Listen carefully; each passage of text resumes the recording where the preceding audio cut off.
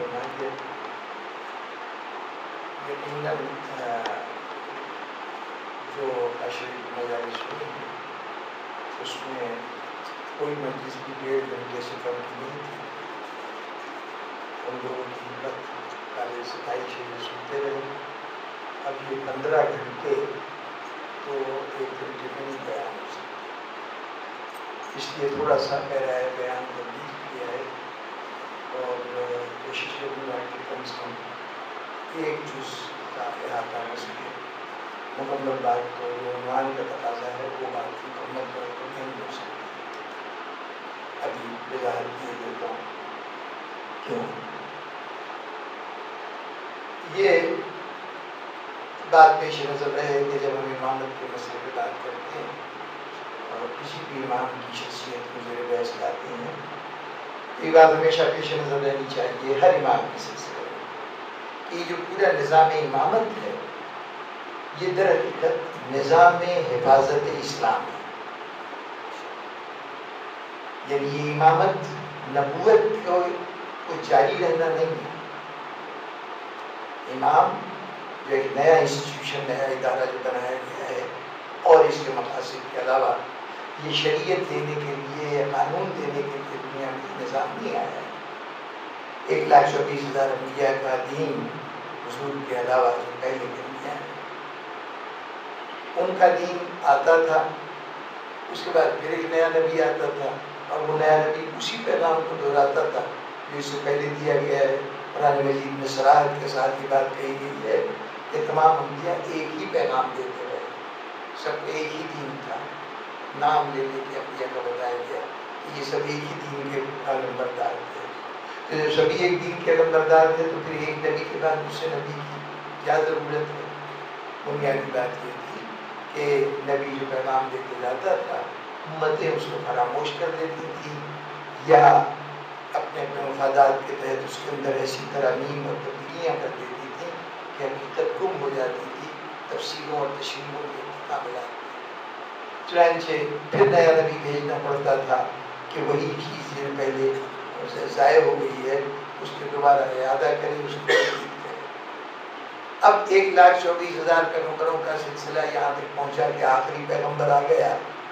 اب وہ آخری پیغمبر بھی آگے چلا جائے اور نظام اسی طرح سے لوگوں کے ہاتھ میں آ جائے اور دین کے ساتھ وہی کچھ ہو جو اس سے پہلے ہوا تھا تو پھر اس کا مطلب یہ ہے کہ نبوت ناکام ہو گئی اور اللہ نے شکست تسلیم کر لی کہ اس انسان کی اصلاح نہیں ہو سکتی. لازماً کوئی ایسے نظام کی ضرورت تھی کہ جو دین کو اب ضائع ہونے سے بچا سکے. اس نظام کا نام جو دین کی حفاظت کے لیے تھا اس کا نام امامت ہے. یہ امامت کوئی دین دینے کے لیے نہیں آئی ہے، دین جو دیا جا چکا ہے اس کی حفاظت کرنے کے لیے آئی ہے. یہ بات ذہن میں واضح رہے اور ہم امامت کے کسی بھی معاملے کو دیکھ رہے ہوں تو وہاں ہمیں یہی بات پیش نظر رکھنی ہے کہ انہوں نے حفاظت دین کے لیے کیا کیا.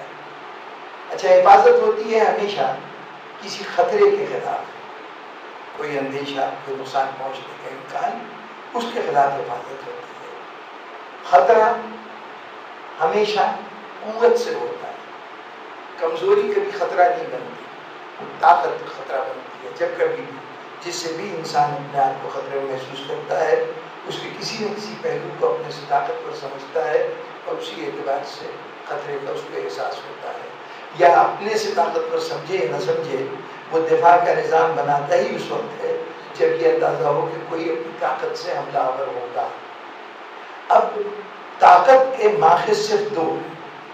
طاقت یا تو جسمانی ہوتی ہے، فزیکل فورس ہوتی ہے، یا طاقت ذہنی ہوتی ہے. جسمانی طاقت کا منبع، سورس، یا یوں سمجھیے کہ جسمانی طاقت کا نقطۂ کمال کہ جہاں یہ جو فزیکل فورس ہے اپنی انتہائی شکل میں نظر آتی ہے اس کو اقتدار کہتے ہیں. اور ذہنی طاقت جہاں اپنے نقطۂ کمال پہ نظر آتی ہے اس کو علم کہتے ہیں. اب ہمیشہ ان دونوں کی صورتحال یہ ہے کہ جب کبھی بے روی کا راستہ اختیار کر لیں گی دونوں طاقتیں، طاقت جو ہے اس کے اپنے اندر ایک صلاحیت ہوتی ہے کہ کے راستے سے بھٹک بھی جایا کرتی ہے۔ تو اس صورت میں اگر اختیار وہ اپنا بے روی کا شکل اختیار کرتا ہے تو معاشرہ ظلم اور ناانصافیوں کا نشانہ بنتا ہے، اور جب علم بے روی کا شکار بنتا ہوتا ہے تو اس صورت میں بے دینی کا حجتی صراط مستقیم سے ہٹ جانا اور گمراہی پیدا ہوتی ہے۔ امامت کا پیش نظر جو دونوں بنیادی مسئلہ ہوگا وہ یہی دونوں پہلو ہوں گے جن کا اس کو دفاع کرنا ہے، اور یہاں پر بھی یہ بات پیش نظر رہے کہ اس میں سے وہ جو فزیکل فورس ہے جس کو ہم جسم سے نسبت دیتے ہیں، وہ فزیکل فورس حیوانی طاقت ہے، وہ تمام جانوروں کی صفت وہی ہے، تمام زندہ وجود وہی صفت رکھتے ہیں کہ وہ ان کے یہاں طاقت کا تصور جسم کے حوالے سے ہے۔ ذہنی قوت صرف انسان کا ملکہ ہے، یہ اس کی خصوصیت ہے کہ وہ ذہنی قوت رکھتا ہے۔ تو چنانچہ انسان جو ہے وہ بنیادی طور پر جس میدان میں اسے کمال حاصل کرنا ہے وہ علم کا میدان ہے، اور یہیں پر جو گمراہی ہے اس کا سربراہ کرنا امامت کا بنیادی کام ہوگا۔ جسمانی قوت کا جہاں تک تعلق ہے وہ اتنا بڑا خطرہ نہیں ہے کسی بھی معاشرے کے لیے، وہ فزیکل فورس وقتی طور پر کچھ افراد کے لیے تو خطرے کا باعث بن سکتی ہے، دین یا نظریے یا افکار کے لیے فزیکل فورس کو یہ اہمیت نہیں رہتی۔ کوئی بھی نظریہ طاقت کے بلبوتے سے نہیں مٹایا جا سکتا ہے، نظریے کو شکست دینے کے لیے بھی نظریے کی ضرورت ہوتی ہے، وہ بھی یعنی ذہنی قوت ہی ذہنی قوت کو شکست دے سکتی ہے، مادی قوت تلوار کے ذریعے سے کبھی نظریوں کو شکست نہیں ہوا کرتی۔ تو امامت کے پیش نظر بنیادی طور پر تو جو اصل پہلو ہوگا وہ علمی گمراہی کی جو صورتیں ہوں گی اس کا سربراہ کرنا ہوگا، لیکن بہرطور سیاسی اثرات چونکہ معاشرے پر اثر انداز ہوتے ہیں، جب اقتدار کی زیادتیاں معاشرے کو متاثر کرتی ہیں، اور بعض اوقات حکمران کی قوت لوگوں کے لیے نمونۂ عمل بن جاتی ہے، اور وہ نمونۂ عمل بھی بذات خود ہی گمراہی ہوتی ہے۔ جب ارباب اقتدار کو دیکھ کر ہم ان کے نقش قدم پہ چلنے کی کوشش کرتے ہیں تو یہ ہمارا چلنا ہی ایک طرح کی گمراہی ہوتا ہے۔ اب یہ دونوں کیفیتیں، ان دونوں کے لیے ہمارے سامنے جو چیزیں، جو واقعات، جو حالات آتے ہیں، جو اقتدار کا معاملہ ہے اس کو ہم سیاست کے لفظ سے تعبیر کرتے ہیں، اور جو علم کا معاملہ ہے وہ مذہبی تحریکیں، نظریات ہیں جو اس زمانے کے اندر موجود تھے۔ تو ہمیں امام کے عہد کو جاننے کے لیے یہ دیکھنا ہے کہ اس وقت کی مذہبی تحریکیں کیا تھیں، اور اس سے پہلے یہ دیکھنا ہے کہ اس وقت کی سیاسی صورتحال کیا تھی، اور اس میں بھی سیاسی صورتحال میں ہمارے پیش نظر سے وہ پہلو ہے جو چیلنج بنے امامت کے لیے، جو امامت کا مسئلہ ہو۔ تخت پہ کون بیٹھا کون نہیں بیٹھا یہ امامت کا مسئلہ نہیں ہے، امامت کے لیے جو مسائل پیدا کر سکتی ہے اس کا سربراہ کرنا ہمیں دیکھنا ہے کہ اس کے لیے امام علیہ السلام نے کیا کچھ کیا ہے۔ تو بات تو بہت تفصیلی ہے، یہ بات بھی پیش نظر رہے کہ یہ جو 12 امام ہیں یہ کیوں، اور اس کے بعد پھر ایک امام کی غیبت کا سلسلہ طویل کیوں، اگر حفاظتی کا نظام ہے تو اس وقت تو محافظین جو ہیں وہ اتنی کثرت کے ساتھ 250 سال 260 ہجری میں غیبت کبریٰ ہوئی ہے، اس وقت تک غیبت صغریٰ شروع ہوئی ہے 260 ہجری کے بعد، کیونکہ یہ بھی غیبت شروع ہوئی ہے تو پہلے کچھ عرصہ کوئی 79 ایئرس کا پیریڈ ہے کہ جو غیبت صغریٰ کا ہے، اور پھر غیبت کبریٰ شروع ہو گئی سن 329 ہجری سے۔ 260 ہجری میں امام علیہ السلام کی غیبت کا آغاز ہوتا ہے۔ یہ 260 میں پہلے 10 سال حیات رسالت کے تھے، اس کے بعد سے یعنی 11 ہجری سے جناب رسالت صلی اللہ علیہ وسلم کا وصال ہوا ہے، اور اس وقت سے لے کے 260 ہجری تک 250 سال ہوئے۔ اس 250 سال میں تو 11 امام، اور اس کے بعد ماشاءاللہ سے 1250 سال گزر گئے، اور ابھی تک ایک ہی امام کا دور چل رہا ہے، اور ابھی نہ معلوم کتنے سال گزریں گے امام کا دور چلے گا۔ تو اب یہ ان کی غیبت کیوں ہے یہ تو ایک الگ موضوع ہے، لیکن تھوڑے چند لفظوں میں جو بات عرض کر سکتا ہوں وہ یہ ہے کہ دیکھیے جب کوئی پودا نکلتا ہے زمین سے تو شروع اس کی کیفیت یہ ہوتی ہے کہ کسی عام انسان کا اٹھایا ہوا ایک غلط قدم اس کی حیات کو ختم کر سکتا ہے، پیروں تلے پامال ہو سکتا ہے۔ ہوا کا تیز جھونکا، پانی کی تھوڑی سی مقدار جس میں پودا ڈوب جائے اس کو تباہ و برباد کرنے کے لیے کافی ہے۔ یعنی ہر وقت ہر طرف سے خطرات اس کو گھیرے رہتے ہیں۔ اس مرحلے پر بہت کڑی نگرانی کی ضرورت ہے کہ کوئی ایسی بات نہ ہونے پائے کہ انہوں نے حال یہ جو نیا ابھرنے والا پودا ہے یہ سر اٹھا نہ سکے۔ جب یہ تناور درخت بن جاتا ہے، جب اس جو مضبوط شاخیں ہو جاتی ہیں تو اب بڑی بڑی آندھیاں بھی یہ جھیل جاتا ہے اور اس کو کوئی نقصان نہیں پہنچتا۔ یہ چھوٹے موٹے نقصان سے اس کا وجود خطرے میں نہیں پڑتا ہے۔ تو جب تک پودا اس مقام تک نہ آ جائے، جب تک اس کو سہارے کی ضرورت ہو، جب تک وہ ہر وقت خطرے میں مبتلا ہو، اس وقت تک مسلسل نظر رکھنے کی ضرورت ہے۔ باغبان راتوں کو دنوں کو اٹھ کے دیکھتا ہے، اگر کوئی آندھی بارش آ جائے تو اس کے فوراً بعد کوشش کرتا ہے کہ اسے نقصان نہ پہنچے، کوہرا پالا ان سب سے بچنے کے لیے وہ انتظام کرتا ہے۔ لیکن جب بن جاتا ہے درخت تو پھر کوئی پریشانی نہیں ہوتی۔ بس یہ سمجھ لیجیے کہ اسلام کا بیج رسول نے بویا تھا، ایک پودا نکلا تھا۔ اس پودوں کے محافظین کی جماعت کو جب تک یہ پودا مضبوط تناور درخت نہ بن جائے، تمام افکار و نظریات، تمام گمراہیاں، تمام بےرارویاں، ان سب کے حملوں سے بچ کر یہ جب پورا ایک مضبوط درخت بن جائے تو اب اس کے بعد پرواہ نہیں ہے، اب چاہے بڑی سے بڑی آندھیاں آتی رہیں اس کو نقصان نہیں ہوگا۔ تو سمجھ لیجیے کہ جو 250 سال ہیں وہ دور ہے کہ ابھی اسلام کا پودا ایک تناور درخت نہیں بنا تھا، اور غیبت امام وہ زمانہ ہے کہ جہاں یہ اتنی مضبوط بنیادوں پر مستحکم ہو چکا ہے کہ بڑی سے بڑی آندھی، بڑے سے بڑا طوفان بھی اس کو نقصان نہیں پہنچا سکتا۔ اب یہ اللہ کی اپنا جو سمجھیے کہ فیصلہ ہے کہ اس نے کب یہ محسوس کیا، کب اس کا فیصلہ ہوا، اس کی مصلحت نے یہ موقع تلاش کیا کہ اب امامت کو پردہ غیبت میں چلا جانا چاہیے، اب حفاظت کی اس طرح سے ضرورت نہیں ہے کہ وہ سامنے بیٹھ کے حفاظت کرے۔ ان تمام بنیادی باتوں کو دیکھنے کے بعد اب ہمیں عہد امام جعفر صادق علیہ السلام کے حوالے سے دیکھنا ہے۔ خصوصی تذکرے کا سبق تو آپ لوگوں نے سن ہی لیا کہ چونکہ پیش نظر یہ تھا کہ ماہ شوال سے وابستہ نشست ہے جو اب ہو رہی ہے۔ ماہ شوال امام کی شہادت کا مہینہ ہے، 2 روایتیں ہیں۔ ایک روایت کے مطابق 15 شوال میں آپ کی شہادت ہوئی 148 ہجری، اور دوسری روایت کے مطابق 25 شوال کو شہادت واقع ہوئی ہے اسی 148 ہجری میں۔ تو اس اعتبار سے آپ کی شہادت کا مہینہ شوال کا مہینہ ہے۔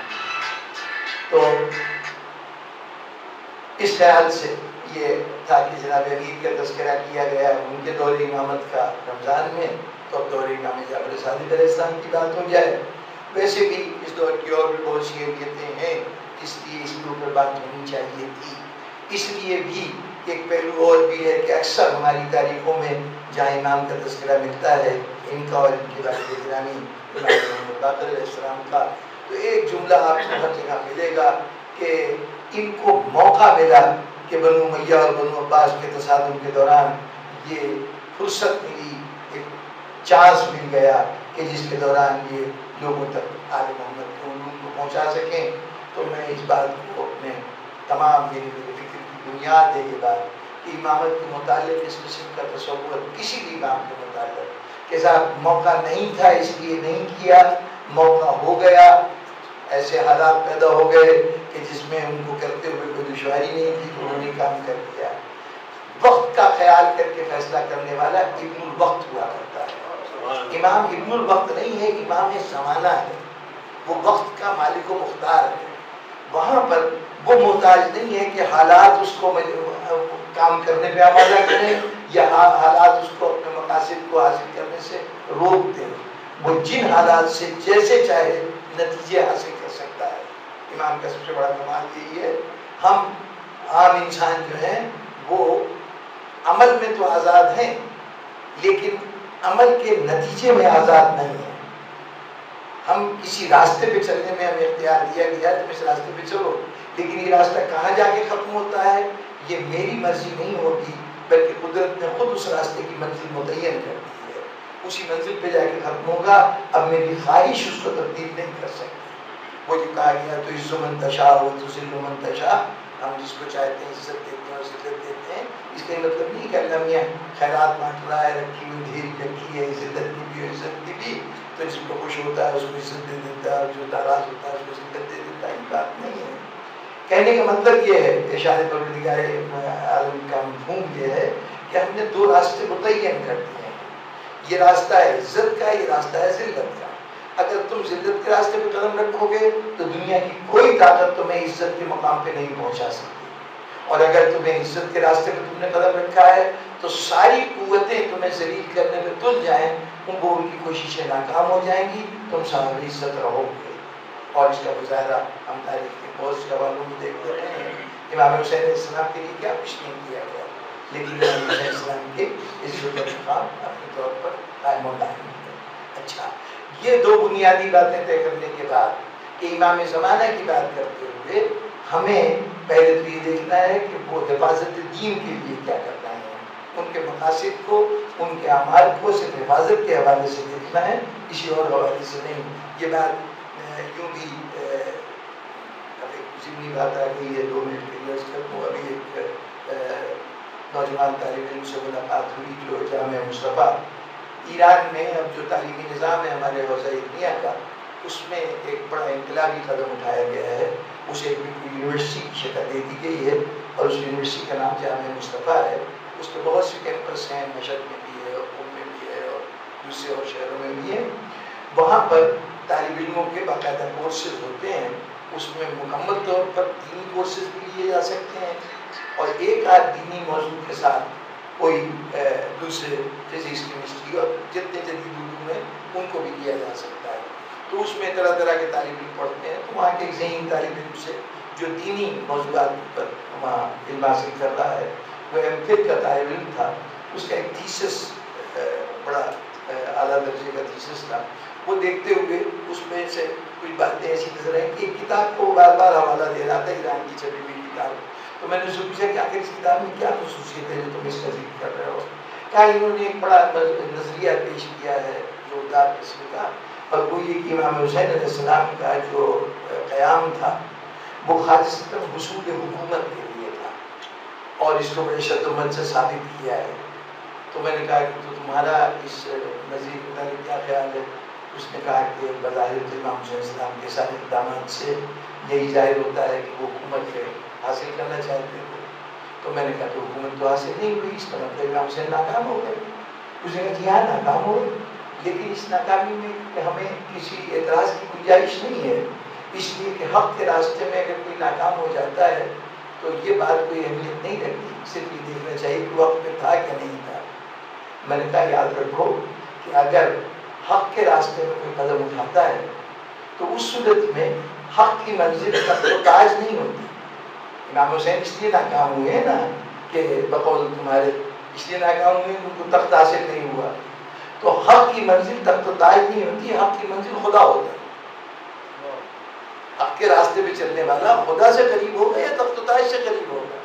تم نے منزل غلط رکھی ہے اور اس کے تحت امام کے ساتھ ناکامی کے لفظ لگا رہے ہو. امام کبھی ناکام نہیں ہوتا. میں اگر کسی حق کے لیے اٹھتا ہوں تو میرے ناکامی کے امکانات ہیں، اس لیے کہ میں جس حق کو حق کہہ رہا ہوں یا سمجھ رہا ہوں اس میں بہت سے باطل کے اجزاء بھی شامل ہیں. ہو سکتا ہے کہ میرے ذاتی مفادات کا معاملہ ہو، وہ مفادات حق کے اوپر مبنی نہ ہوں. ہو سکتا ہے کہ میری بات جس مقصد کے لیے اٹھاؤں اس میں دنیا داری کا بھی کوئی پہلو ہو، ریاکاری کا بھی کوئی پہلو ہو. تو اب یہ اللہ ہی جانتا ہے کہ میرے کسی اقدام میں جو بظاہر حق نظر آ رہا ہے اس میں کتنا حق ہے اور کتنا حق نہیں ہے.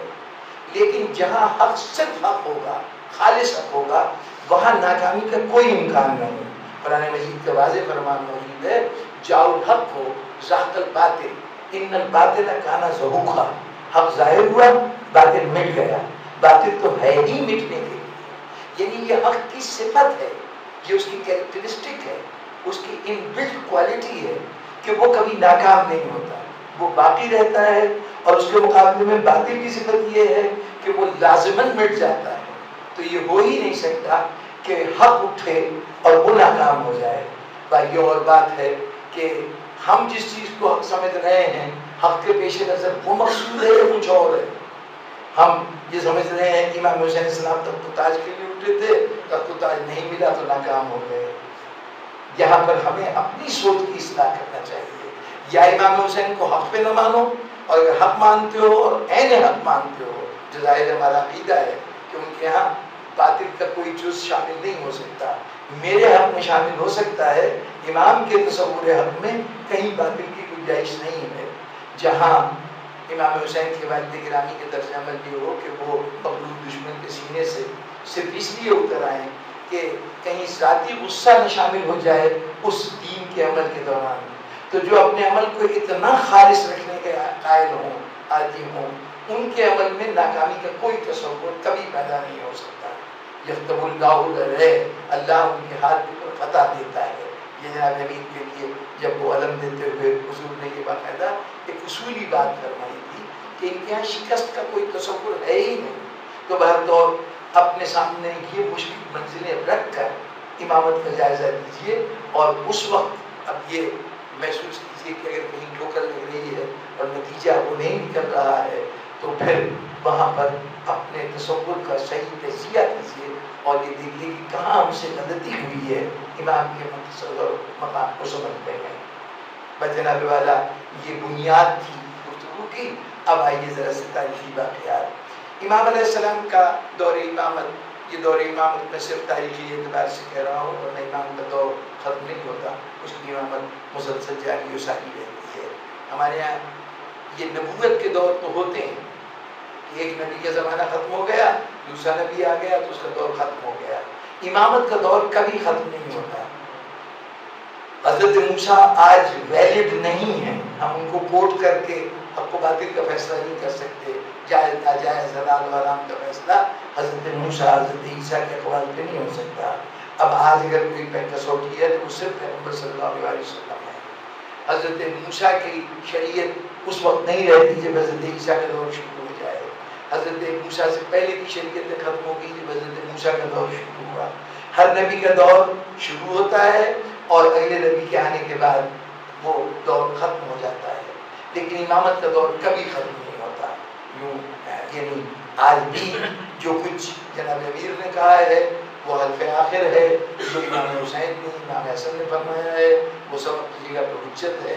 یہ نہیں کہ صرف آج امام زمانہ کی بات ہوگی، اور اسی لیے اگر کبھی ذہن میں یہ خیال آئے کہ ہم تو جس امام کے دور میں رہتے ہیں مشکل اور مصیبت ان کو بلانا چاہیے، اب آج یہ علی کہنے کا کیا جواز ہے یا حسین کہنے کا کیا جواز ہے، تو یاد رکھیے کہ یا علی بھی ریٹائر نہیں ہوئے اور حسین بھی ریٹائر نہیں ہوئے۔ امامت کبھی ریٹائر نہیں ہوتی، بلکہ اب یہ ذمہ داری نکل آئے گی تو مفاد الجنان میں دیکھ لیجیے گا، ہر امام سے طلب دعا کے لیے الگ موضوعات ہیں، کس امام سے کیا مانگا جائے، اس امام سے اس کا دور ہے، اس کے لیے کہا گیا ہے کہ اس سے اس وقت اس کو طلب کرو، اس کے بارگاہ میں اپنی درخواست لے کے جاؤ جب صورتحال یہ ہو کہ بس قاتل کی تلوار تمہاری گردن پہ رکھی ہوئی ہو اور وہ چلنے والی ہو، یعنی اب تباہی و بربادی میں کوئی لمحہ باقی نہ ہو۔ وہ ایک دعا جو اکثر عادتاً ہم لوگ پڑھ لیا کرتے ہیں، کئی جگہ ٹوکا بھی کہ یہ دعا کوئی ہر لمحہ پڑھنے کی چیز نہیں ہے، یہ دعا خاص جس میں یہ فریاد کی گئی الجل الجل الجل الجل اسا اسا اسا، مولا فوراً ابھی یہیں ایک فوری طور پر مدد کیجیے، ادرکنی ادرکنی، جو یا غوث کہہ کے امام کو آپ بلاتے ہیں، وہ دعا جو ہے وہ کشف البلا کی جو دعا ہے، وہ دعا ایسی حالت کے لیے ہے کہ جب سچ مچ مصیبت اس مقام پہ آ چکی ہو کہ جہاں کوئی اور رہائی کی صورت نہ سامنے نظر آتی ہو، اور دعا کو اگر اس کے صحیح فضا میں پڑھیں گے تب اس کی تاثیر ہوگی۔ اگر عادتاً یوں شوقیہ پڑھ رہے ہیں تو پھر اس کی تاثیر کی توقع نہ رکھیے آپ، بس ایک یہ ہے کہ قول امام ہے، الفاظ امام ہے، ان کو ادا کرنے سے ثواب حاصل ہو جائے گا۔ بات اور یہ ضمنی بات تھی۔ امام علیہ السلام کا دور یعنی وہ زمانہ حیات جو دنیا میں آپ کا امامت کرتے ہوئے گزرا ہے، 114 ہجری زمانہ ہے انتقال کا امام محمد باقر علیہ السلام کا۔ امام جعفر صادق علیہ السلام کی ولادت جو ہے 83 ہجری میں ہوئی ہے، 114 ہجری میں امام محمد باقر علیہ السلام کا انتقال ہو گیا. خیال رہے کہ 95 ہجری میں امام زین العابدین علیہ السلام کی شہادت ہوئی ہے. تو اس شہادت کے وقت امام جعفر صادق علیہ السلام دنیا میں تشریف لا چکے تھے اور ان کے عمر جو تھی وہ 12 سال تھی. یعنی سن 83 ہجری میں ولادت ہوئی آپ کی. سن 95 ہجری میں امام زین العابدین علیہ السلام کا انتقال ہوا. تو 12 سال تو امام کے گزرے ہیں اپنے دادا کے سرپرستی میں. اور سن 95 سے لے کے 114 ہجری تک امام محمد باقر علیہ السلام کا دور ہے. یہ زمانہ آپ کا اپنے والد گرامی کی سرپرستی کے اندر گزرتا رہا ہے. اس کے بعد 114 ہجری سے لے کے 148 ہجری آپ کا سن شہادت ہے. یعنی گویا 34 سال کا زمانہ ہے آپ کی امامت کا. اور اس اعتبار سے 3 امام ہیں امام زمانہ علیہ السلام کے علاوہ 3 امام ہیں جن کی امامت کا دور ذرا طویل ہے. اور اس طویل دور میں صورت حوال یہ ہے 3 یا بلکہ 4 کے لیجیے کیونکہ جناب امیر علیہ السلام کا زمانہ امامت بھی 30 سال کے قریب ہے. اور اس کے بعد جناب امام محمد باقر علیہ السلام کا زمانہ امامت جو ہے سن 95 ہجری سے لے کے سن 114 ہجری تک. یہ بھی تقریباً یہ زمانہ جو ہے یہ 34 سال کا بنتا ہے. ان کا زمانہ بھی 34 سال ہے. امام جعفر صادق علیہ السلام کا زمانہ امامت بھی 34 سال ہے. اور امام مرشد کاظم علیہ السلام کا زمانہ سب سے طویل ہے کہ آپ کا دور امامت 35 سال ہے. آپ کا شہادت جو ہے وہ اس اعتبار سے یعنی 1 سال زیادہ عرصہ آپ کو امامت کا موقع ملا. یہ جو 34 سال ہیں امام کے زمانے امامت کو، اس میں سیاسی صورتحال یہ ہے کہ بنو امیہ جس وقت امام کی امامت کا دور شروع ہوا ہے امام محمد باقر اسلام کی شہادت، یہ شہادت ہوئی ہے ہشام ابن عبد الملک بنو امیہ کا 10واں بادشاہ ہے. اس کے ہاتھوں امام محمد باقر علیہ السلام شہید ہوئے ہیں. تو ہشام ابن عبد الملک 10ویں بادشاہ کے دور میں امام کا دور امامت شروع ہوا امام جعفر صادق علیہ السلام کا. اور یہ اس دور امامت میں بنو امیہ کے مزید 4 بادشاہ ہوئے. کل 14 بادشاہ ہوئے ہیں بنو امیہ کے، ان میں سے 4 بادشاہ، اس میں معاویہ ابن یزید کا بھی نام شامل ہے جو برائے نام تخت گیا تھا اور تخت کو چھوڑ کے یزید کا بیٹا وہ تخت چھوڑ دیا تھا اس نے، وہ بھی شامل ہے اس 14 کی فہرست میں. بہرطور 4 بادشاہ ہشام کے بعد امام کے دور امامت میں، یہ دور حیات میں، حیات ظاہری میں جو بنو امیہ کے بادشاہ ہوئے 4 بادشاہ اور ہیں. ہشام خود 125 ہجری میں ہلاک ہوا. اس کے مرنے کے بعد ولید ثانی تخت کے اوپر بیٹھا. ولید ثانی کو زیادہ دیر حکومت کرنے کا موقع نہیں ملا، مشکل سے 1 سال اس نے حکومت کی ہوگی. 126 ہجری میں اس کا بلاوا آ گیا اور وہ بھی اس دنیا سے رخصت ہو گیا. ولید بلکہ ولید یوں نہیں گیا بلکہ اس کو باقاعدہ بغاوت کر کے قتل کیا گیا. اور جو باغی گروہ تھا اس کی قیادت اسی کے خاندان کا ایک فرد یزید ثالث، تیسرا یزید جو ہے وہ، اب تیسرا یزید کیسے، ایک ابو سفیان کا بیٹا یزید تھا، یزید اول کہلاتا ہے، جو معاویہ سے بھی پہلے شام کا گورنر تھا. اس کے سن 17 ہجری میں ہلاک ہونے کے بعد معاویہ کو گورنری دی گئی تھی. اور پھر معاویہ جو ہے وہ سن 60 ہجری تک وہاں پر گورنر، اس میں 40 ہجری تک گورنر رہا. 40 ہجری میں امام حسن علیہ السلام کے سے مصالحت کے بعد وہ وہاں کا باقاعدہ بادشاہ بن گیا. اور یہ سن 60 ہجری تک سلسلہ اس کا چلتا رہا.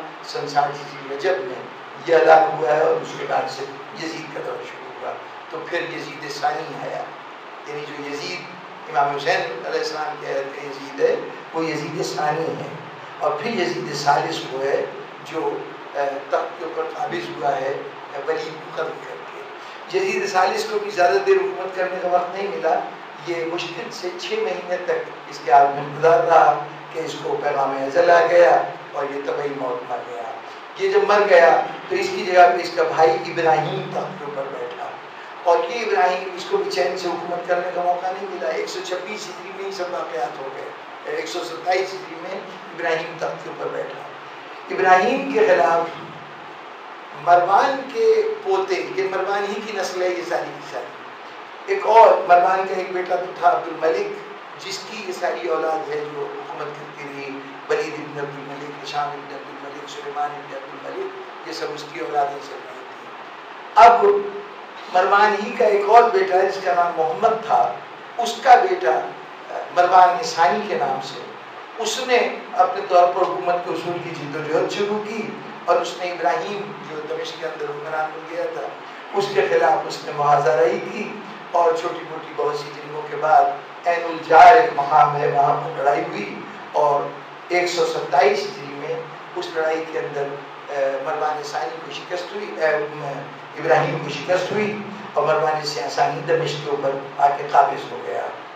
یہاں پر وہ حکومت کرتا رہا، بڑا سمجھدار، بڑا لائق کہا جاتا ہے تاریخ میں وہ تھا، لیکن اس کے مقابلے میں بنو عباس کی تحریک کا ایک علمبردار جس کا نام ابو مسلم خراسانی تھا، وہ ایک غیر معمولی ذہین، بلکہ انگریز مورخین نے اس کے متعلق کہا ہے کہ وہ انتہائی مکار، عیار اور کمینگی اور ضلالت کی حد تک اپنے دشمن کے خلاف چالیں چلنے کی صلاحیت رکھنے والا بہت اعلیٰ درجے کا جرنیل تھا. اب یعنی اعلیٰ درجے کی جرنیل کی صفات یہ ہیں کم از کم مغرب والوں کی نگاہ میں. غالباً مسلمانوں نے بھی اپنے یہاں جن کو جرنیلی کے اعزازات عطا کیے ہیں ان کو کچھ اسی قسم کے کردار کا مالک پایا بھی ہے اور ان کے اس کردار کو قبول بھی کیا ہے. تو بہرطور یہ تمام صورتحال جو ہے یہ مروان کے خلاف. اب جب مروان نے ابراہیم کو ختم کر دیا اور خود مالک ہو گیا تو اس کے مقابلے میں یہ ابو مسلم خراسانی ایک شخص ہے. ابھی اس کا پس منظر عرض کیے دیتا ہوں. اس نے تحریک شروع کی اور ہوتے ہوتے مروان کے لیے بڑی مشکل ہو گئی کہ وہ جس مقام پر اس نے ابو مسلم خراسانی نے کئی جرنیل پیدا کیے، یعنی جو جتھے بنا بنا کر بنو امیہ کی حکومت پر مختلف حصوں میں حملہ آور ہو رہے تھے. کوئی رے کی طرف پہنچ جا رہی تھی، کوئی خراسان سے توس کی طرف. خراسان تو خود اس کا اپنا مرکز تھا، وہاں کے بھی حکمران کے خلاف اس نے لڑائی شروع کر دی. کئی جگہوں پر اس نے فوجیں بھیج دیں، چھوٹے چھوٹے گروپ. ان گروپوں سے لڑتے لڑتے حکومت عاجز آ گئی اور مروان کئی مقامات میں شکست کھاتے سمٹتا چلا گیا، اور ہوتے ہوتے دمشق کے اندر اس نے پناہ لی. اس نے دمشق کو بھی چین نہیں لینے دیا. یہاں پر اس کے یعنی سپاہیوں میں سے کہہ لیجیے ایک شخصیت تھی جو حضرت عبداللہ ابن عباس کی اولاد میں تھے، وہ اس کے جرنیل تھے، ان کا نام علی ابن عبداللہ تھا. انہوں نے دمشق کے اوپر حملہ کیا. مروان کو پھر شکست ہوئی. مروان یہاں سے بھاگا، دمشق سے فلسطین کی طرف گیا.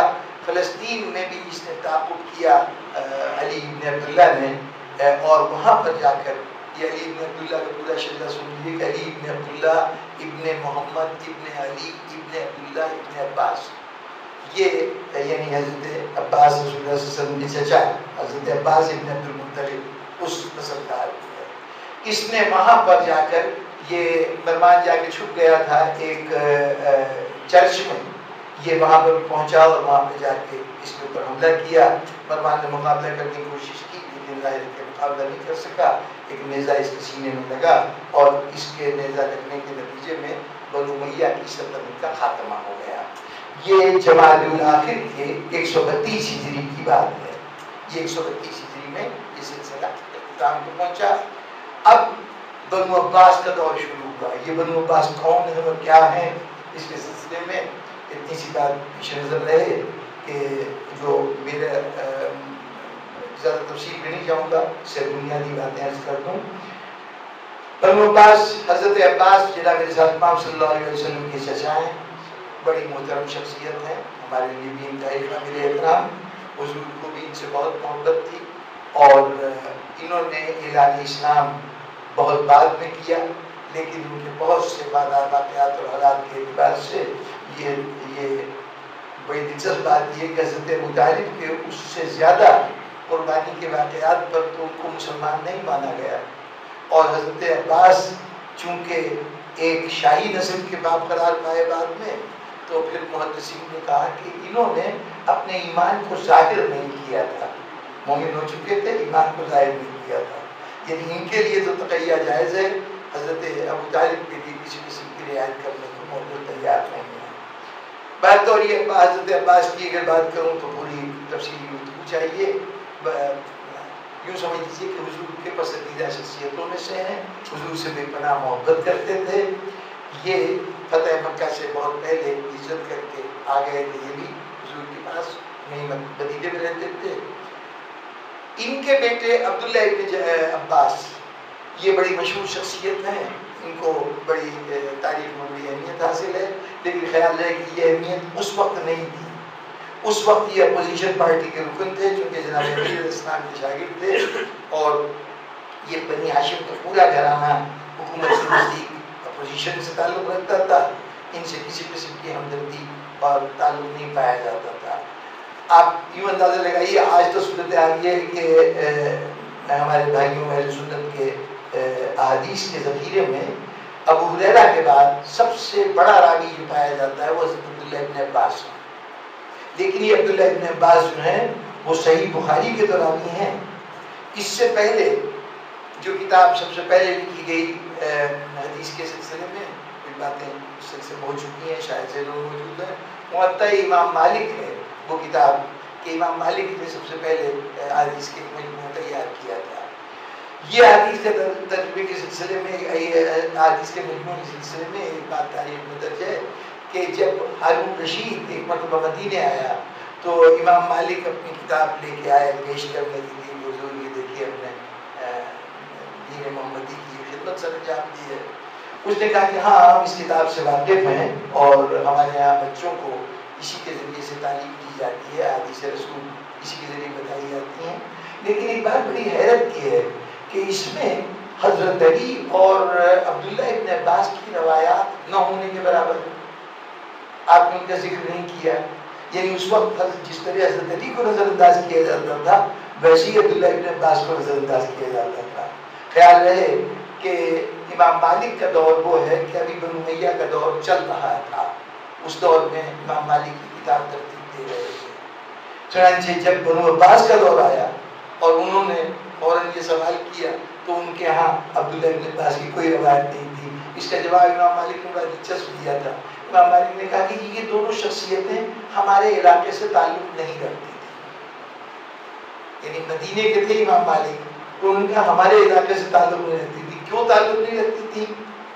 اشارہ ان کا یہ تھا کہ جناب امیر علیہ السلام دفن ہے عراق کے مقام نجف کے اوپر، اور جناب عبداللہ ابن عباس دفن ہوئے تھے طائف میں، جو مکے کے نواح کا ایک پہاڑی علاقہ ہے، وہاں پہ دفن ہوئے تھے۔ تو انہوں نے کہا کہ چونکہ یہاں دفن نہیں ہوئے تو ہمارے علاقے سے ان کا تعلق نہیں تھا، اس لیے ان کی حدیثیں ہم نے نہیں دی۔ بادشاہ وجہ جانتا تھا، لیکن ظاہر ہے کہ وہ مناظرہ یا بحث کو کیا کرتا، وہ اس نے بس بات سن کے نظر انداز کر دیا۔ اس وقت تک جناب عبداللہ ابن عباس کی کوئی اہمیت نہیں ہے۔ عبداللہ ابن عباس کی اہمیت تب بنی کہ جب 195 ہجری میں امام محمد بن اسماعیل بخاری پیدا ہوئے اور اس کے بعد تیسری صدی ہجری کے دوران انہوں نے حدیث کا مجموعہ جمع کرنا شروع کیا، تو اب یہ دور ہے بنو عباس کی حکومت کا۔ تو اس حکومت میں اب حدیث سازوں کا سارا زور اس بات پہ ہے کہ کس طریقے سے ہر حدیث کا رخ حضرت عبداللہ ابن عباس کی طرف جوڑا جائے تاکہ بادشاہ کو خوش کیا جائے کہ ہم ان کے بزرگوں کا نام لے رہے ہیں۔ یعنی آج جو ہمارے بھائیوں کے یہاں حدیث عبداللہ ابن عباس کا بہت بڑا ذخیرہ ملتا ہے، وہ ذخیرہ تمام تر ان حدیث سازوں کا کمال ہے کہ جو بادشاہوں کی خوشنودی حاصل کرنے کے لیے دور بنی عباس میں یہ کام کرتے رہے، ورنہ عبداللہ ابن عباس جو ہیں وہ معدوب رہے ہیں خلافتوں کے دور میں بھی، اور جناب امیر علیہ السلام کے دور حکومت میں جناب امیر کی گورنر تھے بصرہ کے مقام پر۔ ان کے خلاف کچھ شکایات آئی تھیں کہ جس میں کچھ مالی معاملات میں ان پر کچھ الزامات لگے تھے۔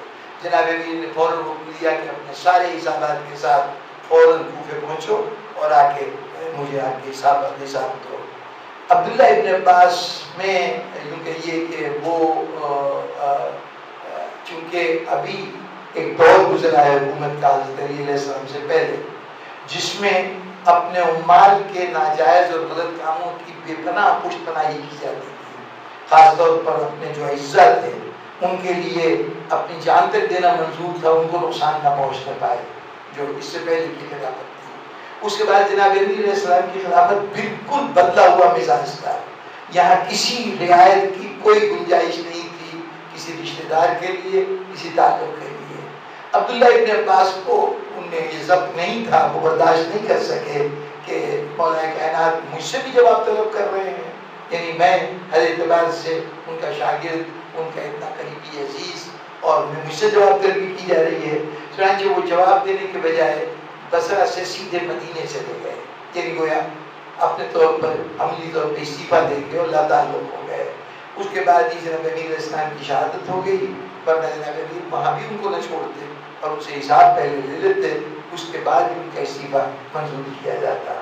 بہرحال وہ کم و بیش آخری مرحلے تک آل محمد سے وابستہ رہے، جناب امیر علیہ السلام کے وفاداروں میں سے تھے، سوائے اس ایک واقعے کے کہ جو آخری وقت میں ہوا ہے، ورنہ کبھی انہوں نے حکمرانی نہیں کی ہے، اور علوم آل محمد ہی کے یہ ترجمان تھے۔ کئی واقعات ہیں، اس وقت ان کو بیان کرنے کا وقت نہیں ہے، کہ جہاں ان کے فتوے جو ہیں وہ وہی ہیں جو جناب علی علیہ السلام کے ارشادات، انہی کی روشنی میں فتوے دیا کرتے تھے جناب عبداللہ ابن عباس۔ ان عبداللہ ابن عباس کے بیٹے کا نام ہے علی ابن عبداللہ ابن عباس۔ علی کے ایک بیٹے تھے محمد، بیٹے تو 3-4 تھے، جن میں سے ایک دو کا اور کا بھی ذکر آتا ہے تاریخ میں، لیکن محمد ابن علی ابن عبداللہ ابن عباس، یہ ایک مقام ہے حمیہ۔ یہ حمیہ جو ہے یہ فلسطین جاتے ہوئے مدینے اور فلسطین کے درمیان، یا یوں سے مدینے اور شام کے درمیان جو روٹ ہے، اس روٹ کے اوپر بیچ میں دور افتاد، مدینے سے دور اور شام کے علاقے سے قریب تر، شام اور فلسطین سے قریب تر ایک جگہ ہے، اس کا نام حمیہ ہے، چھوٹا سا گاؤں ہے، غیر اہم جگہ تھی۔ یہ جا کے وہاں آباد ہو گئے تھے جناب محمد ابن علی ابن عبداللہ ابن عباس، یہ وہاں جا کے آباد ہو گئے تھے۔ ہمیں ایک روایت ملتی ہے بڑی، یعنی بعد کے مورخین نے اس کا بڑے تفصیل سے ذکر کیا کہ جناب امیر علیہ السلام کے بعد امامت منتقل ہوئی امام حسن علیہ السلام کو، امام حسن سے امام حسین السلام کو، اور امام حسین السلام کے بعد ایک یہ امامت جو تھی وہ منتقل ہوئی حضرت محمد حنفیہ کو۔ حسین علیہ السلام کے بعد جناب امیر کے تیسرے بیٹے جو جناب حنفیہ کے بطن سے تھے، اس لیے محمد بن حنفیہ کہلاتے ہیں، تو یہ امامت ان تک گئی، ان سے امامت منتقل ہوئی ان کے بیٹے ابو ہاشم کو۔ یہ ابو ہاشم جو تھے، یہ ان کا ارادہ بیت المقدس میں جانے کا تھا، لیکن کسی ضرورت کے تحت یہ شام کے پاس، شام ابن عبدالملک کے پاس گئے۔ 125 ہجری کا واقعہ ہے، یہ وہاں پہ گئے۔ شام نے جب ان سے بات چیت کی تو ان کی لازمی اور ان کے لب و لہجے کو دیکھ کے اسے محسوس ہوا کہ یہ بھی کل کسی موقع پر ہمارے لیے تھریٹ بن سکتے ہیں۔ چنانچہ بڑی تعریف کی اور کہا تو آپ تو علوم آل محمد کے، آپ علوم محمد کے مالک ہیں، اور آپ سے ہی ہمیں قرآن کا درس ملنا چاہیے وغیرہ، یہ سب میٹھی میٹھی باتیں کی، اور اس کے بعد تو پھر تحائف دے کے اپنے دربار سے رخصت کیا۔ یہ بیت المقدس کی زیارت کے لیے جا رہے تھے، رخ ادھر کی طرف تھا، چنانچہ شام دمشق سے نکلے اور ادھر روانہ ہوئے۔ ادھر راستے میں عبدالملک ابن مروان نے فوری طور پر ان کے جانے کے فوراً بعد کچھ لوگوں کو بلایا اور کہا کہ ان کو منزل تک پہنچنے سے پہلے ختم کر دیا جائے۔ چنانچہ راستے میں 3-4 جگہوں پر ان کو پیشکش کی گئی کہ جناب پیاسے ہوں گے، پانی پی لیجیے، شربت حاضر ہے۔ یہ ہر موقع پر شکریہ ادا کر کے بڑھتے رہے، حتیٰ کہ ایک موقع پر انہوں نے دعوت کو قبول کر لیا، اور جیسے ہی وہ دودھ پی کے فارغ ہوئے ہیں، وہ مالک کو تھوڑی دیر کے بعد احساس ہوا کہ ان کے ساتھ زیادتی ہو چکی ہے، زہر دیا جا چکا ہے۔ تو جس منزل پہ یہ واقعہ ہوا تھا، انہوں نے فوراً لوگوں کو بھیجا کہ ذرا ان لوگوں کو لاؤ جو ہمارے میزبان بنے تھے اور خاطر کی تھی، تو معلوم ہوا کہ وہ تو اپنے خیمے میں اکھاڑ کے اور یہاں سے غائب ہو چکے ہیں۔ یقین ہو گیا کہ زہر دیا گیا ہے۔ تو اس وقت انہوں نے یہ کہا کہ یہاں حمیہ میں بنو عباس میں سے علی ابن محمد ابن علی ابن عبداللہ یہاں پہ رہتے ہیں، مجھے وہاں پہنچا دو۔ چنانچہ وہاں گئے اور وہاں پر ہی انہوں نے انتقال کیا۔ انتقال سے پہلے انہوں نے اپنی امامت جو تھی وہ ان کے کوئی اولاد نہیں تھی یا وہاں پہ اولاد نہیں تھی، انہوں نے اپنی اس امامت کا کی ذمہ داری جو ہے وہ محمد ابن علی ابن عبداللہ ابن عباس ابن عبدالمطلب کے سپرد کر دی کہ آپ امام ہوں گے۔ اب امامت اس گھرانے میں آ گئی اس روایت کے مطابق۔ ان کے محمد ابن علی کے اپنے 3 بیٹے تھے، ان میں سے ایک بیٹے کا نام ابراہیم تھا، دوسرے کا نام عبداللہ العباس تھا اور تیسرے کا نام عبداللہ المنصور تھا۔ ابو جعفر کنیت ہے، ابو جعفر المنصور، یہ 3 بیٹے تھے۔ اس نے اپنے ان تینوں بیٹوں کو اپنے بعد بالترتیب امامت کا ذمہ دار قرار دیا کہ اب اس کے بعد ابراہیم بنیں گے اور پھر اس کے بعد العباس بنیں گے اور اس کے بعد المنصور امام بنیں گے۔ یہ روایت بیان کی جاتی ہے۔ اس روایت کے ساتھ کہا جاتا ہے کہ یہ مسلک جو ہے حضرت محمد حنفیہ کو امام ماننا امام حسن امام حسین کے بعد، اس کے لیے کہا گیا کہ یہ مذہب در حقیقت اس کی بنیاد مختار سقفی نے ڈالی تھی۔ تاریخ نے ہمیں بتایا کہ مختار سقفی اس مذہب کے بانی تھے، وہ حضرت محمد حنفیہ کو امام مانتے تھے امام زین العابدین اسلام کی جگہ، اور یہ اس عقیدے کے علمبردار تھے۔ چنانچہ ایک دو اور نام دیے جاتے ہیں، اس زمانے میں وہ لوگ اس مذہب کو مانتے تھے۔ ایک اس مذہب کا نام رکھا گیا کیسانیہ۔ اب یہ کیسانیہ کیا ہے؟ کاف یہ سین الف نون یہ ہے، وہ ہے وہی ملکہ والی ہے، چھوٹی ہے جس کو کہتے ہیں۔ تو کیسانیہ، یہ کیسان سے لفظ کیسانیہ بنایا گیا۔ کیسان کیا ہے؟ ایک روایت یہ بتائی گئی کہ حضرت علی علیہ السلام کے غلام تھا، اس کا نام کیسان تھا، اور اس نے یہ عقیدہ رائج کیا تھا کہ امامت جو ہے وہ امام حسن سے امام حسین کو، امام حسین سے محمد حنفیہ کو منتقل ہوئی۔ دوسری روایت یہ کہتی ہے کہ یہ مختار سقفی کا لقب تھا کیسان۔ جناب امیر نے کبھی بچپنے میں مختار سقفی کو دیکھا تھا اور اپنی گود پہ بٹھا کے کہا تھا کیسان کیسان۔ کیسان کے معنی عقل مند، دانش مند، تو کہا تھا یہ بچہ بڑا دانش مند ہے، یہ لقب انہوں نے دیا تھا۔ اور چونکہ اس مذہب کا بانی مختار سقفی ہے اس لیے اس کا نام کیسانیہ رکھا گیا ہے۔ اب یہ میری ذاتی رائے ہے، کتابوں میں تو جو لکھا ہے وہ میں نے عرض کر دیا۔ میرے نزدیک یہ کیسانیہ نام کا کوئی مذہب کبھی دنیا میں نہیں تھا اور مختار سقفی کا اس سے کوئی تعلق نہیں تھا۔ دلچسپ بات یہ ہے کہ اس کا سارا بینیفیشری ہے وہ بنو امیہ ہے، بنو عباس ہیں، اس نظریے کے کہ انہوں نے اس امامت کو منتقل کرتے کرتے اپنے گھر تک پہنچا دیا، اور اس امامت پر ان کا یقین کی کیفیت یہ تھی کہ ان کے نزدیک خلفائے جو پہلے ابتدائی 4 خلفاء تھے اس میں سے 3 کو وہ برحق مانتے ہیں، ایک کو نہیں مانتے۔ حضرت عثمان کو نہیں مانتے، حضرت ابوبکر، حضرت عمر، اس کے بعد حضرت علی، اب اس کے بعد امام حسن، امام حسین، یہ ہو گئے 5۔ محمد حنفیہ 6۔ محمد حنفیہ سے امامت منتقل ہوئی ان کے بیٹے ابو الہاشم کو 7۔ ابو الہاشم سے یہ امامت منتقل ہوئی محمد ابن علی ابن عبداللہ ابن عباس کو، یہ ہو گئے 8۔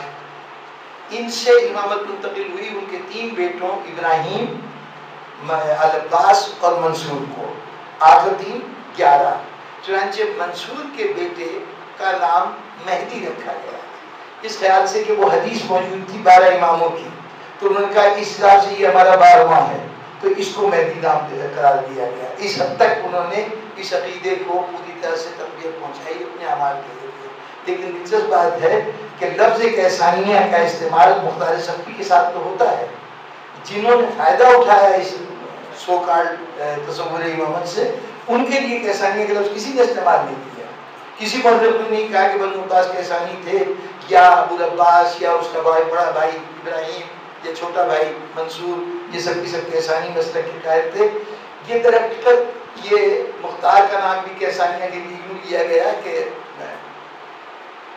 جب مختار خروج کرنا چاہ رہے تھے تو کوفے کے جو شیعہ تھے وہ اس خروج کے اوپر ان کے قیام میں ان کی مدد کرنے کے لیے تیار نہیں تھے جب تک امام کی اجازت حاصل نہ ہو۔ اب وہ بھی ایک لمبی کہانی ہے، بات تو یہ کہ مختار سقفی نے جناب مالک اشتر کے صاحبزادے ابراہیم ابن مالک اشتر اور دوسرے جو شیعہ تھے نامور، ان کی حمایت حاصل کرنے کے لیے اب ان کو ضرورت تھی کہ امام کی کہیں سے سند مل جائے۔ امام سے براہ راست نہ تو ملاقات ممکن تھی اور نہ امام اس مسئلے پر بات کرنے کے لیے تیار تھے۔ ان کا قاصد پہنچا جناب محمد حنفیہ کے پاس اور جناب محمد حنفیہ سے کہا کہ ہمیں اجازت دیجیے کہ ہم آپ کے حق کے لیے قیام کریں اور آپ کے دشمنوں سے انتقام لیں۔ تو جناب محمد حنفیہ نے بڑا سیاسی جواب دیا۔ جواب یہ تھا کہ جہاں تک ہمارے مقتولوں کے قصاص کا تعلق ہے تو یقیناً ہماری یہ تمنا ہے کہ اللہ ان سے بدلہ لے۔ اب اللہ اس بدلہ لینے کے لیے جس کو مقرر کرے یہ اس کی مصلحت ہے اور وہ اس کی منشا ہے، وہ بہتر جانتا ہے۔ یعنی گویا دوسرے لفظوں میں جو کچھ مختار کو کرنا تھا، قاتلان حسین کو قتل کرنے کا سلسلہ، اس کے لیے اپنی رضامندی ظاہر کر دی، لیکن یہ نہیں کہا کہ ہم تمہیں اجازت دیتے ہیں۔ اس قول کو بنیاد بنا کر جو وہاں کے سربراہ شیعہ تھے ان کو مختار نے اپنا ہمنوا بنایا تھا، اور ان میں سب سے اہم شخصیت جناب ابراہیم ابن مالک ابن اشتر تھے کہ جو بہت بڑے باپ کے بڑے بیٹے تھے۔ ان کی حمایت اس پیغام کے پہنچنے کے بعد پہنچی تھی۔ اب اس پیغام کو لوگوں نے کہہ دیا کہ وہ امامت کے قائل ہیں، یقیناً وہ امامت کے قائل نہیں تھے۔ بہت سے واقعات اور موجود ہیں جو اس بات کی دلیل ہے کہ امام زین العابدین السلام کو اس نے امام مانا بھی ہے مختار نے، اور ان کی امامت کا عملی طور پر بھی قائل رہا ہے۔ خمس وہ بارگاہ امام زین العابدین السلام میں بھیجتا تھا، اور خمس ہی کے سلسلے میں ایک ہورا نامی کنیز تھی کہ جو سندھ سے تعلق رکھتی تھیں، ان کو نظر کیا تھا اس نے امام زین العابدین السلام کو۔ یہ حضرت ہورا جو ہیں یہ ماں بنی حضرت زید شہید کی، امام زین العابدین السلام کے صاحبزادے، اور جد زیدی سادات یہاں زیدی حضرات تشریف فرما ہے، وہ حضرت حوزہ ہورا کے نسل سے تعلق رکھتے ہیں۔ تو ان آپ لوگ تو خاص طور پر زیدی حضرات جو ہیں وہ مختار کی اس لیے ممنون ہوں کہ ان آپ کی جو جدہ ماجدہ ہیں ان کا اور امام کی بارگاہ میں ان کا پہنچنا جو ہے وہ مختار کی وجہ سے ہوا ہے۔ تو بہرطور اور اب وہ خاتون بڑی غیر معمولی کردار کی خاتون ہے جناب اورا، اور یہی مختار نے کہا تھا کہ میری نگاہ میں اس خاتون کا آپ کے علاوہ اور کوئی یعنی ہم پلہ اس قسم کا شخصیت نہیں ہے کہ جس کو یہ خاتون نظر کی جا سکے۔ اس نوعیت کی پاک باز اور نیک کردار کی شخصیت تھی۔ بہرطور تو مختار کے طرز عمل میں کہیں ہمیں امام زین العابدین اسلام سے بغاوت کا تعصب نہیں ملتا، لیکن یہ بات اس لیے پھیلائی گئی کہ در حقیقت مختار کو بدنام کرنے کے لیے مختار کوئی معمولی شخصیت نہیں ہے۔ غور فرمائیے کہ دو وہ سپر پاورز کہ جن دونوں کے ساتھ رضی اللہیت وابستہ کی جا چکی ہو، ایک طرف بنو امیہ کا حکمران ہے عبد الملک ابن مروان، اس کی حکومت ہے دمشق کے اندر، دوسری طرف سرزمین مکہ کے اوپر عبداللہ ابن زبیر حکمران ہے، وہ بھی خلیفہ ہیں، ان کے بھی خلافت کے مسلمان اسی طرح سے قائل ہیں، اور ان کے ساتھ بھی تمام رضی اللہ تعالیٰ وغیرہ جتنے اعزازات ہیں وہ سب لگائے جاتے ہیں۔ یہ دونوں شخصیتیں حکمران ہیں۔ جس وقت مختار نے قیام کیا ہے سن 66 ہجری میں، جب انہوں نے علم جہاد بلند کیا ہے، اس وقت شہر کوفہ عبداللہ ابن زبیر کے قبضے میں تھا، چنانچہ ان کے گورنر عبداللہ ابن مطیع کو جناب مختار سقفی نے یہاں سے نکالا تھا اور اس طرح وہاں پر حکومت قائم کی تھی۔ اس کے بعد دونوں سلطنتوں کی دو عظیم الشان فوجوں سے مختار نے جنگ کی ہے۔ ایک جنگ ہوئی ہے کوفے کے بالکل بیرونی علاقے میں، جہاں ربیعہ ابن عامر ابن ربیعہ عبد الملک ابن مروان کا جرنیل تھا، وہ عبد الملک کی فوجیں لے کے آیا، یعنی شام کی فوجیں لے کے آیا۔ مختار نے اس کو شکست فاش دی، بلکہ وہ جنگ میں جنگ کم ہوئی تھی، اس کے اندر ربیعہ فوراً ہی عامر ابن ربیعہ جو ہے وہ آتے ہی مارا گیا۔ وہ پھر سائڈ ٹریک میں چلا جاؤں گا اور وہ لمبی کہانی ہو جائے گی۔ بات تو ایک شکست فاش اس وقت تھی عامر ابن ربیعہ کو جو شام کی فوجیں لے کے آیا تھا۔ اس کے بعد موسل کے مقام پر مصعب ابن زبیر اپنی فوجیں، عبداللہ ابن زبیر کا چھوٹا بھائی، وہ عبداللہ ابن زبیر کی فوجیں لے کے آیا، اس کو بھی مختار نے شکست دی۔ ایک چھوٹے سے شہر میں بغاوت کر کے وہاں پر قبضہ کر لینے والا مختار اپنے دور کی دو سپر پاورز، مسلمانوں کی جو دو بڑی طاقتیں تھیں، دو بڑی حکومتیں، دونوں کو شکست دے دیتا ہے۔ اور پھر وہ شکست دینے کے بعد صرف 1.5 سال کا عرصہ ملا ہے مختار کو، ٹوٹل 1.5 سال کا پیریڈ ہے۔ ربیع الاول سے سن 66 ہجری سے شروع کیا اور رمضان سن 67 ہجری میں جناب مختار جو ہے وہ شہید ہو گئے۔ اس 1.5 سال کے اندر کوفے کے اندر جو بنو امیہ کے حامیوں کا بنیادی شہر تھا، بنیادی طور پر یہ شہر حضرت عمر کی فوج تھی، کوفہ آباد کیا ہے حضرت عمر نے بطور اپنی چھاونی کے، اور یہاں پر اپنی فوج کو متعین قیام کیا تھا۔ اس میں جو شیعت نظر آتی ہے یہ حضرت علی علیہ السلام کے 4.5 سال کے وہاں کے قیام کے نتیجے میں کچھ لوگ حضرت علی سے متاثر ہوئے۔ اس شہر میں چند شیعہ، یہ چند شیعہ، یہ اتنے چند شیعہ ہیں کہ جناب امیر علیہ السلام کے دور میں جو لوگ شیعہ بنے تھے، جناب امیر کا دور ختم ہوا ہے سن 40 میں، سن 40 ہجری سے لے کے سن 60 ہجری تک یہ بنو امیہ کے اقتدار میں اس وقت سے رہا۔ اور خاص طور پر جو پہلا گورنر مقرر ہوا بنو امیہ کی طرف سے وہ زیاد ابن ابی ہے، ابن زیاد جو کربلا کے دور میں گورنر تھا، اس کا باپ، وہ زیاد ابن ابی، زیاد اپنے باپ کا بیٹا، چونکہ باپ کا تعین نہیں ہو سکتا تھا اس لیے اس کو زیاد ابن ابی کہتے تھے۔ بعد میں معاویہ نے اس کو ابو سفیان کا بیٹا قرار دے کے اپنا بھائی بنا دیا تھا۔ یہ سب الگ کہانیاں ہیں۔ اس زیاد کا دور رہا اور اس نے 58 ہجری میں زیاد ابن ابی کا انتقال ہوا ہے۔ اس نے تقریباً 58 ہجری کے قرب جواب میں یہ جملہ کہا ہے جو تاریخوں میں درج ہے کہ میں کسی ایسے محب علی کو نہیں جانتا جو یا قبر میں نہ سو رہا ہو یا قید خانے کے اندر قید نہ ہو۔ یعنی اپنے طور پر اس نے کوفے میں شیعت کو بالکل ختم کر دیا تھا زیاد نے۔ زیاد کے بعد جب جناب مسلم آئے تو معلوم ہوا کہ شیعت ابھی چھپی نہیں ہے اور ختم نہیں ہوئی ہے، یعنی وہ 18,000 جنہوں نے بیعت کی ہے جناب مسلم کے ہاتھ میں سب شیعہ نہیں ہوں گے، لیکن شیعوں کا اتنا انفلوئنس ہو گیا تھا کہ 5 لاکھ کی صابر آبادی میں کم از کم 18,000 ہر کے کوئی ریشو نہیں بنتی، یعنی بیعت کرنے والے کوئی بہت بڑی تعداد نہیں ہے، لیکن پھر بھی اتنے آدمیوں کا نکل آنا یہ ظاہر کر رہا ہے کہ تمام تر ظلم و ستم کے باوجود شیعہ بھی موجود ہیں۔ اور پھر اس کے بعد جب کربلا کا واقعہ ہوا ہے تو کربلا میں ابن زیاد کے تمام پہروں، چوکیوں، پابندیوں، کئی آدمیوں کو قتل کیے جانے، جیسے حضرت علی ابن عروہ ہیں، جناب مسلم کی شہادت ہو گئی ہے، یعنی کوفے میں قتل عام ہو رہا ہے، چن چن کے شیعہ مارے جا رہے ہیں، گرفتار کیے جا رہے ہیں۔ اس کے باوجود کربلا میں امام حسین السلام کی مدد کے لیے کم سے کم 64 کوفی پہنچے ہیں۔ امام حسین السلام کے جو بڑے جتنے ساتھی ہیں ان میں مدینے سے آئے ہوئے بنی ہاشم اور بنی ہاشم کے 8 عدد غلاموں کے علاوہ جتنے افراد ہیں وہ سب کوفے کے لوگ، حبیب بن مذاہب، مسلم بن عزیزہ، ابو الحسن حمدانی، عابس بن شریف بن شاکری، مسیب بن نجبانی تھے، جناب عبداللہ بن عمیر جن کو بیت قلبی کے نام سے جانا جاتا ہے، بری بن یزید ریاحی، زہیر بن قین، جتنے نام آپ لیجیے گا سب کے سب کوفے کے لوگ ہیں، اور یہ لوگ نہ معلوم کتنی رکاوٹوں کو توڑ کر کربلا پہنچے ہیں۔ سلام ہے ہمارا ان کوفیوں پر کہ انہوں نے انسانوں کو آج کم از کم ہمیں سر اٹھانے کی سعادت عطا کر دی کہ امام حسین علیہ السلام نے جو بہترین افراد دنیا کے چنے تھے کربلا کے لیے، اس بہترین افراد میں سب سے بڑی جماعت جو فراہم کی ہے وہ شہر کوفہ نے فراہم کی ہے۔ تو بہرطور اب یہ بھی کوفے کے جتنے سربراہ لوگ ہیں یہ سارے لوگ معمولی لوگ نہیں تھے، یہ خواص تھے وہاں کے، یہ سب کربلا میں شہید ہو گئے۔ اس کے بعد اب زیاد کو جتنا موقع ملا ہے ایک ایک فرد کو چن چن کر قتل کرتا رہا۔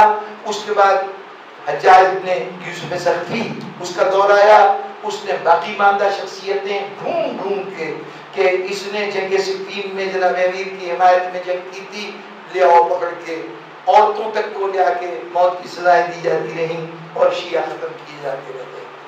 اس شہر میں جہاں شیعت کو اس طرح سے کچلا گیا تھا وہاں پر مختار سقفی نے اقتدار حاصل کیا اور پھر وہاں کی اکثریت کے وہ تمام افراد جنہوں نے کربلا کے واقعے میں حصہ لیا تھا، چن چن کر اس میں سے ایک ایک آدمی کو قتل کیا ہے، اور ان سے جتنوں کو وہ مار سکا کم و بیش کربلا کے تمام شرکاء جو کوفے میں رہتے تھے وہ سارے کے سارے تہہ تہہ کر دیے گئے۔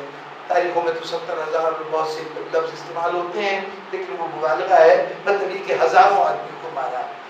یہ 1.5 سال کے اندر اتنا بڑا کارنامہ، دو وہ حکومتیں جن کے تقدس کے بھی ہم قائل ہوں اور جن لوگوں کو مارا جا رہا ہے ان سے بھی ہماری ہمدردیاں ہوں، تو اب ایسی صورت میں ہم مختار سبتی کو کیسے معاف کر سکتے ہیں؟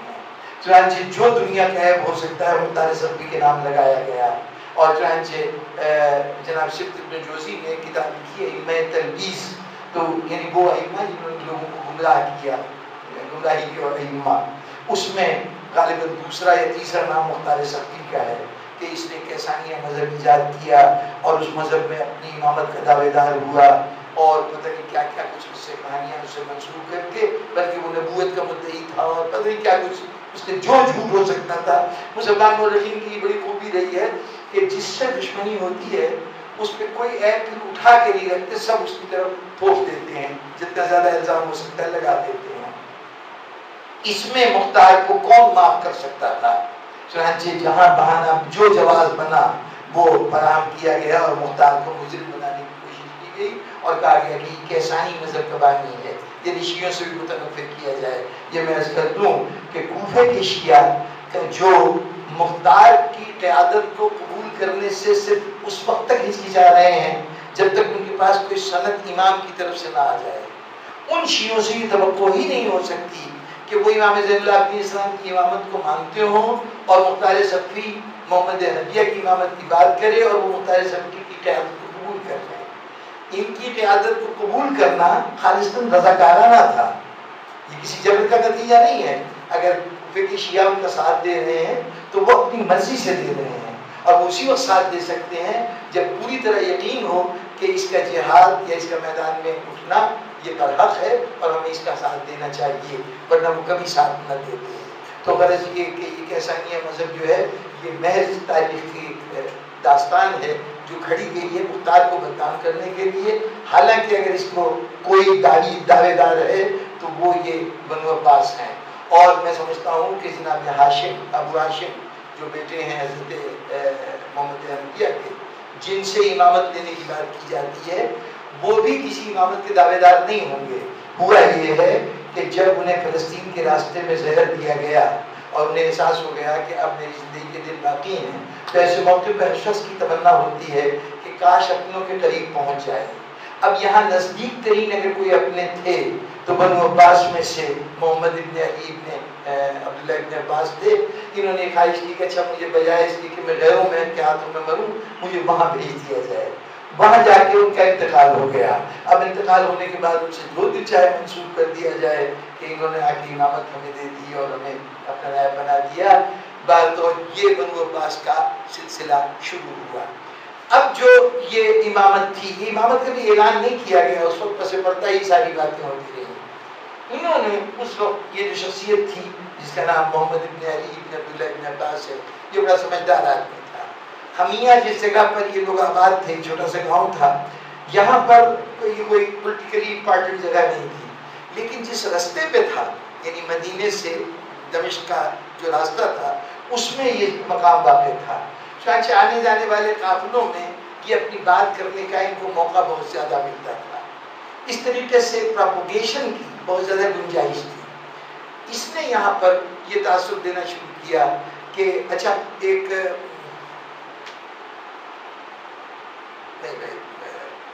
بڑی مشکل ہو جاتی ہے، ایک جو بنو امیہ کے عہد کا اہم ترین واقعہ ہے جو بنو عباس کے قیام میں سب سے زیادہ مددگار ثابت ہوا۔ ایک تو واقعہ کربلا، بنو عباس کے بنو امیہ کے ظلم کے لیے وہی کیا کم تھا، اس واقعے کے ساتھ دو واقعات اور وابستہ تھے۔ واقعہ ہررا، مدینے کے اوپر حملہ یزید کی فوجوں کا، اور اس کے بعد خانہ کعبہ کے اوپر حملہ۔ پھر اس کے بعد عبد الملک ابن مروان ہی کے دور میں ایک اور عظیم حملہ ہوا جس کے اندر عبداللہ ابن زبیر مارے گئے اور خانہ کعبہ میں اس میں بھی بہت زیادہ نقصان ہوا۔ اس پر پھر دوبارہ گولہ باری کی گئی۔ یہ سب زخم مسلمانوں کے دلوں میں تھے، پہلے ہی ایک احساس موجود تھا۔ اس پر مزید ستم یہ ہوا کہ 121 ہجری میں ایک بہت بڑا واقعہ ہو گیا۔ امام زین العابدین اسلام کے صاحبزادے حضرت زید، وہ بادشاہ اپنے دور کے مظالم اور ان کی پوری واقعات میں اس وقت تفصیل سے نہیں عرض کر سکتا، بعد اور مظالم سے تنگ آ کر انہوں نے کوفے کے اندر قیام کیا، اور اس قیام کے نتیجے میں جو کوفے میں عموماً روایات میں ہوتا رہا ہے کہ وقتی طور پر تو ہجوم اکٹھا ہو جاتا تھا، بعد میں لوگ ساتھ چھوڑ دیتے تھے۔ ایسی کیفیت نے بعد اور جہاد کرتے ہوئے تقریباً فتح قریب تھی کہ ایک تیر ان کے ماتھے پہ آ کے لگا اور اس سے وہ زخمی ہو کے گھوڑے سے نیچے گرے۔ وہاں سے ان کو اٹھا لیا ان کے ساتھیوں نے، ایک مکان میں لے کے گئے، لیکن وہاں ان کا انتقال ہو گیا، وہ شہید ہو گئے، حضرت زید شہید۔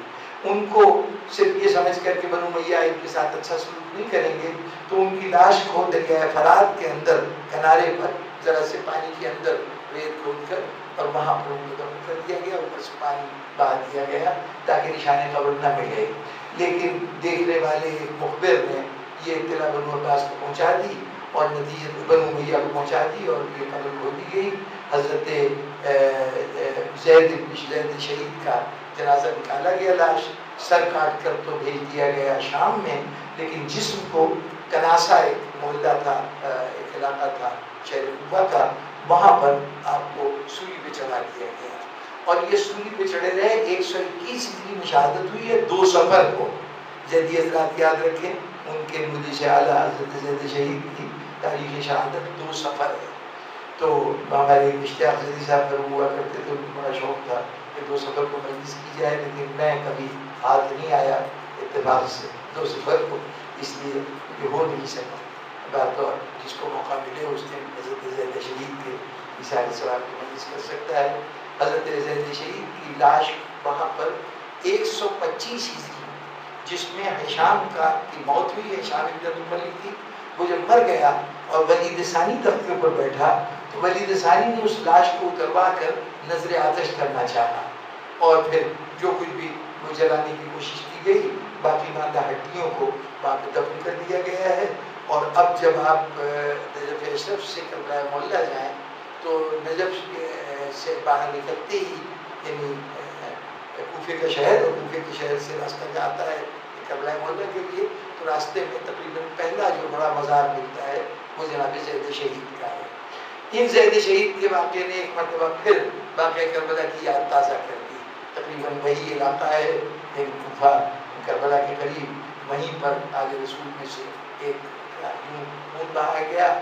حضرت یحییٰ کے، حضرت زید کے صاحبزادے حضرت یحییٰ تھے، یہ روپوش ہو گئے اور یہاں سے یہ پہنچے خراسان میں۔ جب خراسان میں ان کے پہنچنے کی اطلاع ہوئی تو نیشا پور کا جو گورنر تھا اسے ہدایت کی گئی کہ ان کو گرفتار کیا جائے۔ 10,000 کا لشکر لے کے یہ بیچارے بے سر و سامانی میں، حضرت یحییٰ تھے 70 آدمی تھے صرف ان کے ساتھ، اس 70 آدمیوں سے انہوں نے 10,000 کے لشکر کا مقابلہ کیا اور اس لشکر کو بھاگنے میں مجبور کر دیا۔ اس کے بعد پھر مزید قوت بھیجی گئی اور پھر یہ جنگ کے سلسلے جاری رہے، اور حتیٰ کہ جناب زید کے صاحبزادے حضرت یحییٰ بھی باپ ہی کی طرح ماتھے پہ تیر کھا کر یہ بھی شہید ہوئے۔ آج بھی جناب زید شہید کے صاحبزادے حضرت یحییٰ کا مزار نیشاپور سے تقریباً 25 مشہد مقدس سے 45 کلومیٹر کے فاصلے پر ایک جگہ ہے میامی۔ یہ میامی ایک ریاست ہے، ایک شہر ہے فلوریڈا کا امریکہ میں، اور ایک میامی ایران میں ہے۔ یہ 45 کلومیٹر ایک پہاڑی سا علاقہ ہے، ذرا بلندی کے اوپر سطح مرتفع ہے، وہاں پہ واقع ہے۔ یوں تو سنگلاخ علاقہ ہے، یعنی کوئی سبزہ زیادہ نہیں ہے، لیکن ٹھنڈی ہوائیں چلتی ہیں، موسم گرمیوں میں بھی بڑا خوشگوار ہوتا ہے۔ وہاں پر ایک بڑا خوبصورت مزار حضرت یحییٰ کا بنا ہے۔ حضرت یحییٰ کی شہادت نے خصوصیت سے اہل خراسان کو بہت زیادہ متاثر کیا۔ انہیں ایسا لگا کہ جیسے ان کے گھر میں کوئی مہمان پناہ لینے کے لیے آیا تھا آل رسول میں سے، اور انہیں ظلم سے شہید کیا گیا ہے۔ چنانچہ تاریخوں میں یہ بات وضاحت کے ساتھ ہے کہ اس دن پورے خراسان میں جتنے بچے پیدا ہوئے سب کے والدین نے بچے کا نام یحییٰ رکھا، جتنے لڑکے پیدا ہوئے ان سب کا نام یحییٰ رکھا گیا حضرت یحییٰ کی شہادت کی وجہ سے۔ یہ واقعات جو تھے، یہ واقعات، اب اس کے پیچھے اور بھی بہت سے حالات ہیں۔ سب سے بڑا وجہ یہ تھی کہ عربوں نے آ کے ایران کے اوپر جو حملہ کیا تھا، جو فتح کیا ہے، اس فتح نے عربوں کے خلاف ویسی ایک نفرت پیدا کر رکھی تھی۔ اب جس اسلام کا اب تک تعارف کرایا گیا تھا، اس تعارف نے ان لوگوں کو یعنی اس تعارف سے میں تو سوائے اسلام اور مسلمانوں سے نفرت کے اور اہل ایران کچھ نہیں کر سکتے تھے، لیکن آل محمد کے اوپر ہونے والے مظالم نے یہ احساس دلایا کہ ہمارا جس پیغمبر جس کا تعارف کرایا گیا ہے وہ پیغمبر در حقیقت ان کا رہبر و رہنما نہیں ہے، کیونکہ ان کے ہاتھوں تو مظالم اٹھا برداشت کرتا رہا ہے نا، تو اب انہیں اپنائیت محسوس ہونے لگی۔ یہی وجہ ہے کہ ان کو آل محمد سے زیادہ عقیدت ہوئی، کیونکہ ان کو مظلومیت میں وہ اپنا شریک سمجھتے تھے کہ ہم پہ بھی ظلم ہوا ہے اور ہم سے پہلے آل محمد بھی مظالم ہوئے ہیں۔ یہ جذبہ پہلے سے موجود تھا۔ اس جذبے کو بلا نشاندہی کیے ہوئے یہ تعصب دینے کی کوشش کی گئی کہ ہم آل محمد کے لیے قیام کرنا چاہتے ہیں۔ چنانچہ بنو عباس نے سچویشن سے فائدہ اٹھایا، انہیں ایک شخصیت مل گئی ابو مسلم خراسانی، اور اس نے خراسان کے اندر کام شروع کیا، اور ہوتے ہوتے بنو امیہ کے خلاف ایک ایسی فضا پیدا کر دی کہ اب خود خراسان کے لوگ جو تھے بنو امیہ سے لڑنے کے لیے تیار ہو گئے۔ انجام کار جنگیں ہوتی گئیں، اور جیسے میں نے عرض کیا کہ آخری بنو امیہ کا بادشاہ مروان ثانی فلسطین کے قریب ایک چرچ کے اندر نیزہ لگنے سے مارا گیا، اور بنو امیہ کی سلطنت کا خاتمہ ہوا۔ اور یہاں پر غیر متوقع طور پر یعنی توقع یہ تھی کہ یہ حکومت آل فاطمہ کی طرف منتقل ہوگی، اس کے بجائے اس حکومت کو منتقل کر دیا گیا بنو عباس کی طرف، اور بنو عباس کی اب ابراہیم اس دوران میں مارے جا چکے ہیں۔ بڑے بھائی جو تھے علی کے بیٹے محمد کے بیٹے ابراہیم، جو یعنی اس سے پہلے امام تھے، وہ حکومت ملنے سے پہلے انتقال کر گئے۔